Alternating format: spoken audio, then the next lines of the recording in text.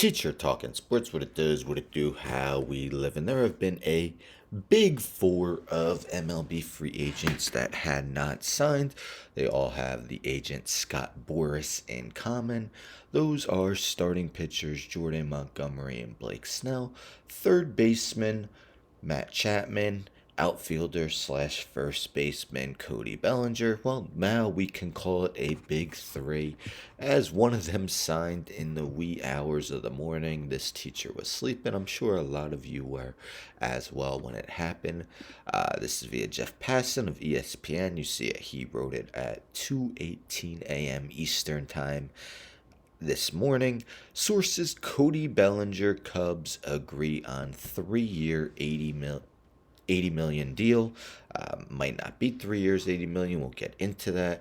So, ending a prolonged free agency with a return engagement after his excellent 2023 season with Chicago. Yes, a much needed rebound season, which helped him earn this deal. So, as it says, Bellinger, 28, will receive opt-outs after the first and second years of the deal. Sources said he will receive a $30 million salary this season, $30 million in 2025 if he doesn't opt out, and $20 million in 2026 if he doesn't opt out after the second year. So very similar to Carlos Correa. Mentions that before the 2022 season, Correa signed a 3-year, $105 million contract. Opted out after the first season, signed a 6-year, $200 million deal to go back to Minnesota. It would have been more, but there were medical issues that the Giants and Mets saw in their physicals, which caused them to renege on the deal that they wanted to give him. We take a look. Bellinger, 307 average, 26 homers, 97 RBIs, 20 stolen bases this past year, worth 4.4 WAR. That's a lot better than the previous 3 years. You see 2020 239, 2021 165, 2022 210. I mean, he still played good defense, but you see the strikeout rate. He had 150 strikeouts and 504 at bats in 2022.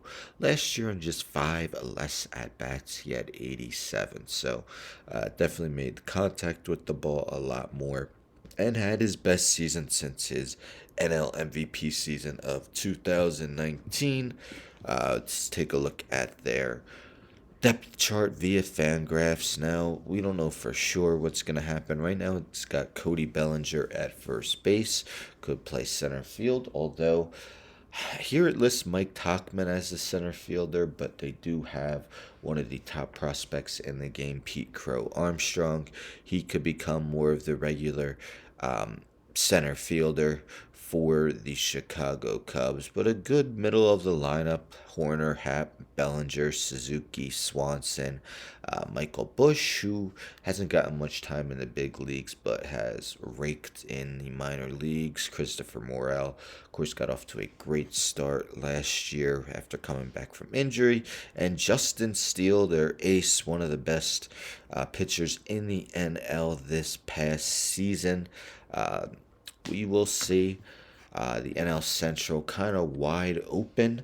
So if we take a look at DraftKings Sportsbook's odds for the NL Central after re-signing Cody Bellinger, the Cubs now have tied for the best odds with the St. Louis Cardinals, who added a lot of starting pitching this offseason.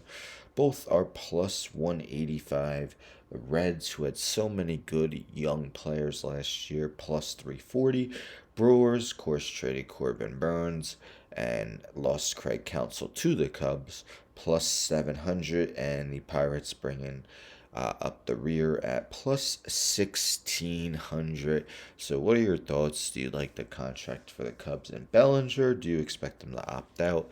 And do you think the Cubs are now the favorite in the NL Central? Anyhow, don't forget to subscribe. Tell a friend to tell a friend to tell a friend to subscribe. Like the video, share the video, hit the bell for notifications. I'm out.